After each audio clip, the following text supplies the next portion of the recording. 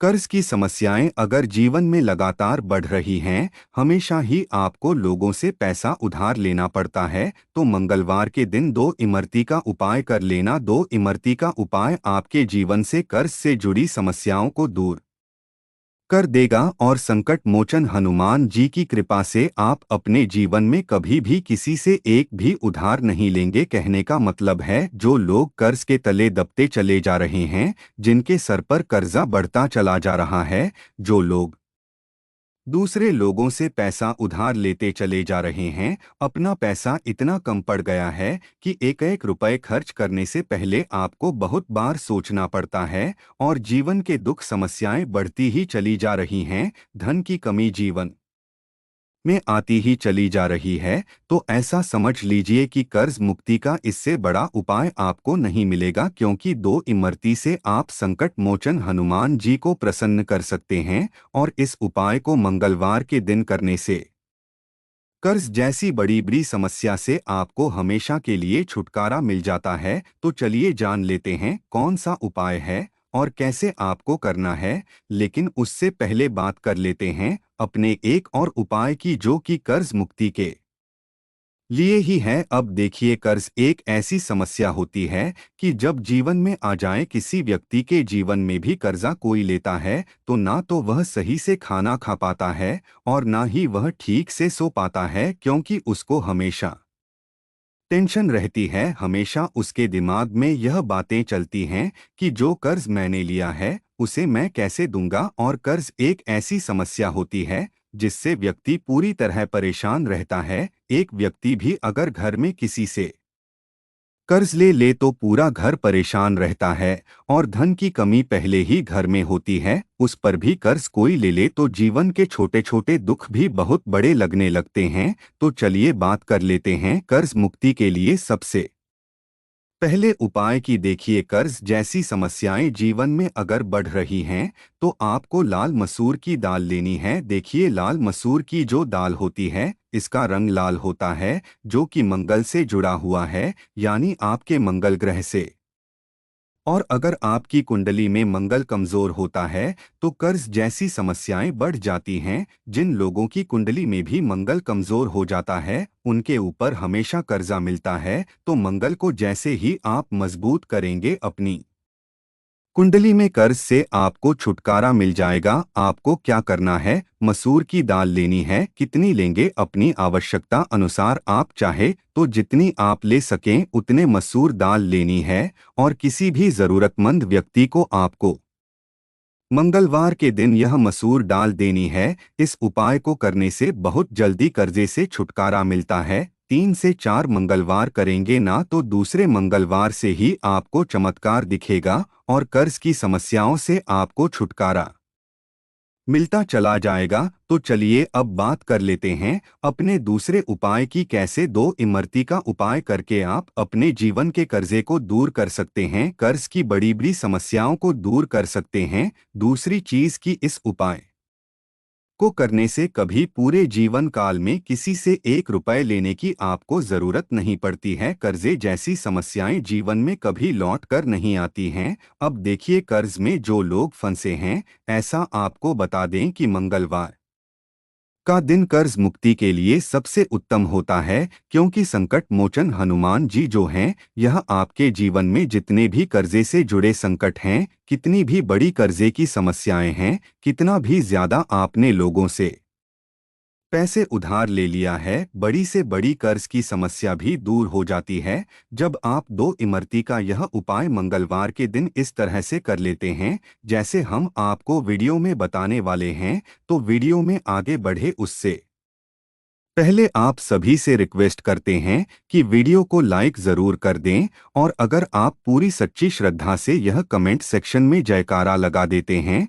ना कि जय श्री राम, तो समझ लीजिए संकट मोचन हनुमान जी तुरंत आपसे प्रसन्न हो जाते हैं। तो जयकारा जरूर लगा दें और चैनल को सब्सक्राइब करना बिल्कुल ना भूलें। तो देखिए, आपको करना क्या है, यहाँ पर आपको दो इमरती लेनी है। इमरती आपको बहुत आसानी से मिल जाएंगी जहाँ भी मंदिर होते है वहाँ आसपास मिठाइयों की दुकान होती है, 2 इमरती लेनी है आपको, एक दीपक आपको यहाँ पर अपने घर से पहले ही लेकर जाना है। हनुमान जी के मंदिर में अच्छा दीपक किस चीज का लेकर जाएंगे, तो सरसों के तेल का दीपक आपको लेना है, जिसके अंदर आपको 2 फूल वाली लौंग डालनी है। अब सबसे पहले मंदिर में जाकर आपको क्या करना है कि ये दीपक जलाना है, सरसों के तेल का दीपक जिसमें 2 फूल वाली लौंग आपने डाली है। उसके बाद आपको संकट मोचन हनुमान जी को इमरती का भोग लगाना है और संकट मोचन हनुमान जी से प्रार्थना करनी है कि मेरे जीवन में यह कर्जे की समस्याएं हैं दूर नहीं हो रही हैं, आपकी कृपा होगी और भगवान राम की कृपा होगी तो कर्जे की समस्याएं जीवन से जरूर दूर हो जाएंगी। तो जैसे ही आप भगवान राम का नाम लेते हैं ना, वैसे ही संकट मोचन हनुमान जी आपकी बड़ी से बड़ी समस्या को दूर कर देते हैं। चाहे फिर वह धन ना आ रहा हो, कर्जा आप ले रहे हैं, पैसा बढ़ नहीं रहा है या फिर फिजूल खर्ची बहुत हो रही है, तो मंगलवार के दिन आप यह उपाय अगर कर लेते हैं ना, तो ऐसा समझ लीजिए कि कर्जा कभी आपको अपने पूरे जीवन काल में किसी से लेने की जरूरत नहीं पड़ती है। इमरती का भोग संकट मोचन हनुमान जी को बहुत प्रिय होता है। ऊपर से इमरती का जो रंग होता है वह हल्का सा लाल ही होता है, आपने देखा होगा, इसलिए मृति का भोग बहुत उत्तम होता है संकट मोचन हनुमान जी की पूजा में। उनके लिए साथ ही साथ आपने जो लौंग का दीपक जलाया है, यह आपके जीवन के सारे संकटों को बहुत तेजी से दूर कर देता है। मंदिर में बैठकर आपको वहीं पर थोड़ी देर भगवान राम का नाम लेना है, जय सीताराम। अगर आप 108 बार बोल लेते हैं तो बहुत ही उत्तम है, वरना कोशिश करें कि 21 बार तो आप जय सीताराम जरूर बोले। जैसे ही आप जय सीताराम बोलते हैं ना, संकट मोचन हनुमान जी तुरंत आते हैं आपके जीवन में यह देखने के लिए कि इस व्यक्ति को जीवन में दुख क्या है, कष्ट क्या है।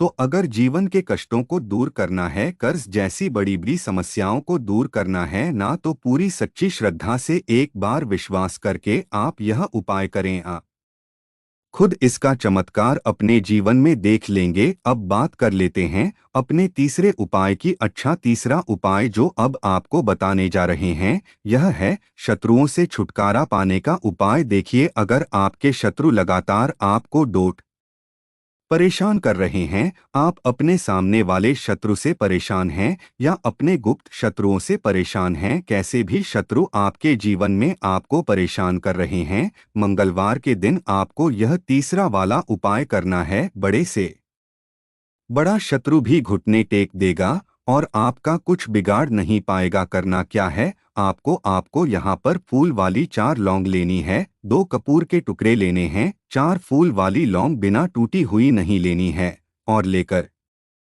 बैठ जाना है अपने घर के मंदिर में मंगलवार के दिन शाम के समय में। ठीक है, मंगलवार के दिन जितने भी उपाय आप करें, कोशिश करें कि शाम के समय में करें। शाम के समय में बैठ जाएंगे, 4 लौंग और 2 कपूर आप अपने मंदिर में रख लेंगे और फिर एक बार आप हनुमान चालीसा का पाठ करेंगे। अगर आप हनुमान चालीसा का पाठ नहीं कर पा रहे हैं तो भगवान राम का नाम आपको यहाँ पर जरूर लेना है 108 बार। अब आपको क्या करना है, 4 लौंग को डोट और 2 कपूर को जला देना है और अच्छे से आपको इसी लौंग और कपूर से भगवान हनुमान जी की आरती करनी है। पूरे घर के मंदिर में अच्छे से उस थाली को घुमाना है जिसमें आपने लौंग रखी है और कपूर रखा है। इसके बाद आपको क्या करना है, जब वो लौंग अच्छे तरीके से जल जाएगी, कपूर अच्छे तरीके से जल जाएगा, उसकी जो राख होगी उसे आपको किसी भी डिब्बी में रख लेना है।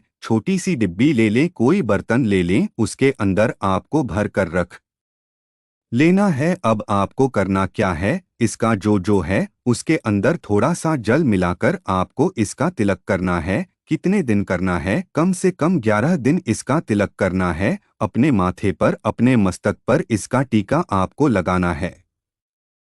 जो राख है लौंग और कपूर की, जब आप इस लौंग और कपूर की राख लगाते हैं, तिलक करते हैं, क्योंकि इसमें संकट मोचन हनुमान जी का आशीर्वाद है, तो देखिए आपके शत्रु चाहे कितनी भी कोशिश कर ले कि आप अपने जीवन में आगे ना बढ़े, पैसा ना कमाएं, आपको सफलता ना मिले, सक्सेस ना मिले, आप जीवन में पीछे रह, आपका व्यापार ना चले, नौकरी ना चले, वो लाख कोशिश कर ले लेकिन आपका कुछ बिगाड़ नहीं पाते हैं, क्योंकि यहाँ पर स्वयं संकट मोचन हनुमान जी का आशीर्वाद आपके साथ है। आपका कोई बाल भी बांका नहीं कर पाता है, मतलब आपका कुछ नहीं बिगाड़ पाता है। जब आप इस तीसरे वाले उपाय को मंगलवार के दिन करते हैं, तो संकट मोचन हनुमान जी की कृपा कुछ ऐसी होती है ना, जिस पर यह कृपा कर दें, उसके जीवन के बड़े बड़े दुख और बड़े बड़े कष्ट भी सामने रुक नहीं पाते हैं। तो देखिए, संकटमोचन हनुमान जी ने भगवान राम के भी जितने कष्ट थे ना, उन्हें दूर कर दिया था। आप सभी